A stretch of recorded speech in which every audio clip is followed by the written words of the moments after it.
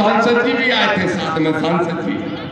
मुझे समझ में नहीं आता कि आपका जो सांसद है, मुझे देखते ही उसको सांप सूंघ जाता है, पता नहीं क्यों। जैसे ही मैं फ्लाइट में पहुंचा राष्ट्रीय अध्यक्ष जी, मैंने देखा कौन बैठा, तो वो ध्यान से देख रहे थे गेट की तरफ। और जैसे ही मैं गेट पे घुसा और नजर मिली तुम्हारे महाराजा महाराजा से, महाराजा महाराजा, एक बात सुन लो मेरे भाइयों, जब तक राजा महाराजाओं की बिस्तर नहीं बांधोगे तब तक मध्य प्रदेश की विधानसभा में नीला झंडा नहीं फहरा सकते, ये ध्यान। लेकिन इसका लाभ कई बार मनुवादी पिछड़ा वर्ग के लोगों को भी मिल जाता है, यह हमें ध्यान रखना पड़ेगा। और मैं आज कहता हूं, मिल गए आपके ही विधायक जी, फूल दे रहे थे, स्वागत कर रहे थे मुझे। कल आपने सबने देखा होगा फेसबुक पे, रील पे। हाँ देखा है। कह रहे थे आपके लिए बॉस हम फूल लाए। हमने उनसे कहा कान में कि तुम हमें कल भी प्यारे थे, तुम हमें आज भी प्यारे हो, बस ये भगवा उतार के नीला पहन लो तो प्यारे रहोगे, नहीं तो प्यारे। सीधी सी बात है, सीधा संदेश है। क्यों अमित लोधी जी, ठीक कह रहा हूं, ठीक कह रहा हूं रावत जी। वो पिछड़ा वर्ग का आदमी, वो पिछड़ा वर्ग का आदमी, चाहे वो यादव हो, गुर्जर हो, दांगी हो, रावत हो, कुर्मी हो या फिर लोधी क्यों ना हो, जो अपने लठ को तेल पिलाता है, उसको मजबूत करता है। और अगर गरीबों पे चलाने का काम करता है तो दामोदर खुद उसको जेल भेजने का काम करेगा, ये दामोदर का ऐलान है। लेकिन अगर वो पिछड़े वर्ग का भाई हमारे बाबा साहब का सम्मान करता है, हमारे भाई चंद्रशेखर आजाद जी के मिशन को हमारे भाई विनय रतन जी के हाथ से हाथ मिलाकर अगर सुनील बेरसिया सहित हमारे साथियों का साथ देने का काम करता है, तो वो दामोदर के दिल में बसेगा और दामोदर आधी रात से उसके लिए संघर्ष करने का काम करेगा। मैं कह रहा हूं 40-50 हजार वोट है लोधी समाज के इस विधानसभा में, देखती 30-35 हजार यादव भी है, लेकिन अहिरवार भी बहुत है, आदिवासी भी बहुत है। और मैं सबसे कहता हूं, मुस्लिम भाइयों सहित एक एससी के व्यक्ति से, ओबीसी के व्यक्ति से और मानवतावादी सामान्य वर्ग के व्यक्तियों से भी एक मुट्ठी बन के तैयार हो जाओ। एक ही मकसद, एक ही नारा कि 2028 में पिछोर का विधायक बने हमारा बसे। ये यहाँ की धरती से संदेश दूंगा। 2 मिनट और बोल, मुझे लगा मैं कुछ रोकने वाला है। एक बात तो ये हो गई, अब जो सांसद जी है उनका इंतजाम अपन बाद में कर लेंगे, ठीक है, छोड़ दो, उनका भी समय आएगा, लेकिन छोड़ेंगे नहीं, चिंता मत करो।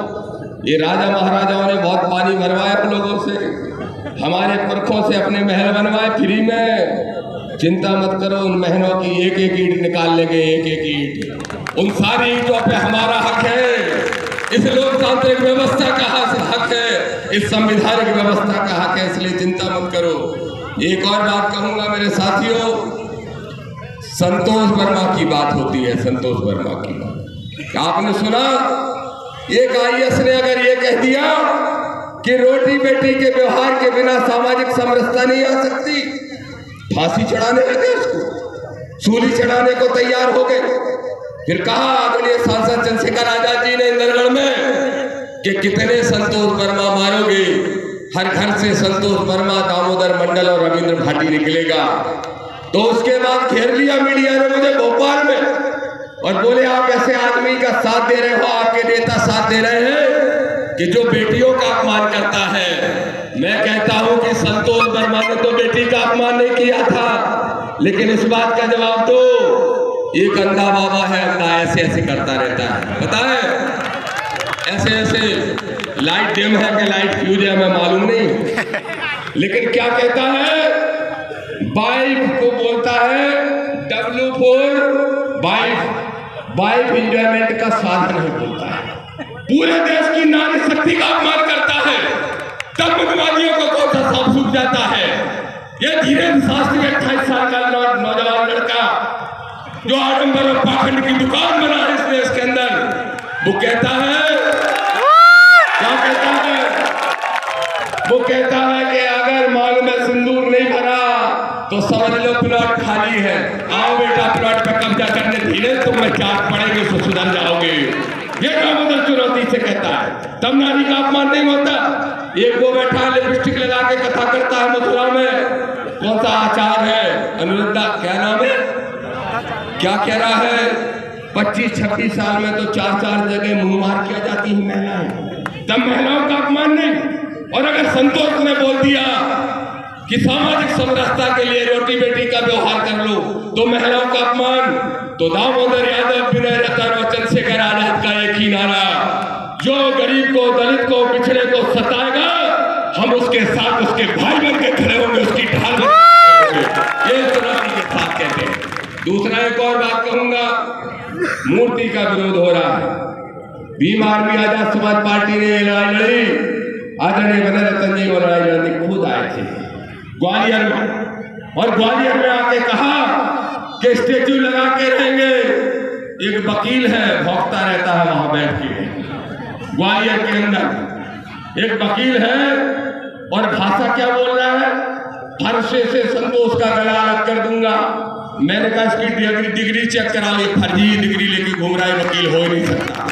क्योंकि किसी वकील की राय से मौत साहब ऐसी भाषा हो सकती है क्या? हाँ, संतरा छील के खा सकते हो, लेकिन ऐसी भाषा हो सकती है क्या?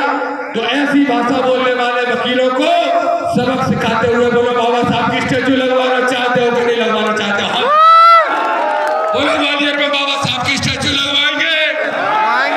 तो यकीन मानो मेरे दोस्तों, मेरे साथियों, मेरे भाई बहनों, माताओं, यकीन मानो भीम आर्मी ने नारा दिया है कि जब तक ग्वालियर में बाबा साहब की स्टैचू ग्वालियर हाईकोर्ट में नहीं लग जाती तब तक हम चैन से नहीं बैठेंगे। हमारा साथ देने का काम करोगे कि नहीं करोगे? एक और बात कह के अपनी बात समाप्त करूंगा।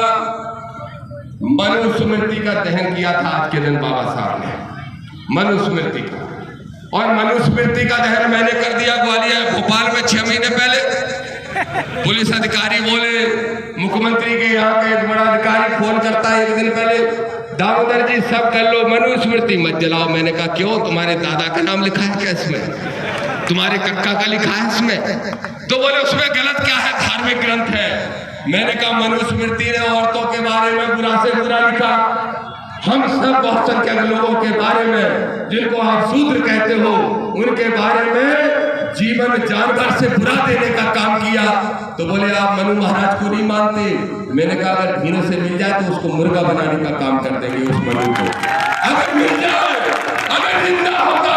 कहता है दामोदर यादव चुनौती से, और ये आवाज, ये साहस, ये लड़ाई लड़ने का जज्बा अगर किसी से दिया है तो किसी मनु ने नहीं दिया, सिर्फ डॉक्टर BR अम्बेडकर बाबा साहब ने दिया है।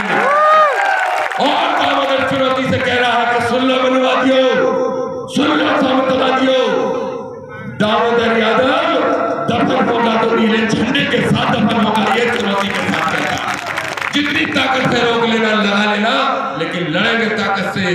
और जय भीम का झंडा 2028 में मध्य प्रदेश की विधानसभा में फहराने का काम करेंगे, अपनी सरकार बनाने का काम करेंगे। तैयार हो? बोलो पिछोर की सीट दोगे कि नहीं दोगे? कौन खा के बताओ, जोर को महारत हो, मताई को बात को तो ठीक है, घरवाली को खुआएंगे। तैयार हो? बोलो 2028 में पिछोर की सीट हमारे जो दामन में डालोगे। वादा करते हो? तो दामोदर यादव भी वादा करता है, दामोदर यादव भी वादा करता है। फिर कहता है उस पिछड़े वर्ग के भाई से, उतार दे ये भगवा झोला और पहन ले नीला रंग और पकड़ ले ये केतली। आजा मेरे पिछड़े वर्ग का जो भाई इस केतली को पकड़ेगा, जो नीले झंडे को फहराने का काम करेगा, उसको हम स्वीकार करेंगे दिल के साथ। बस इसी बात के साथ फिर कहता हूँ, मनुस्मृति मुर्दाबाद, मनु विधान मुर्दाबाद, धीरेन्द्र शास्त्री जैसे पाखंडी मुर्दाबाद, आतंकवाद के,